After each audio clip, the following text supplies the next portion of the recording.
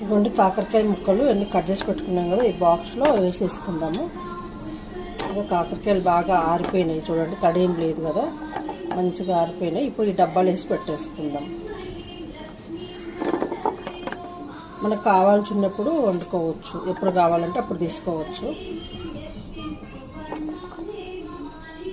అన్ని డబ్బాలు వేసి పెట్టుకున్నాం కదండి. ఇప్పుడు ఈ డబ్బాలో టిష్యూ పేపర్ వేసేసుకొని మూత పెట్టేసుకుందాం.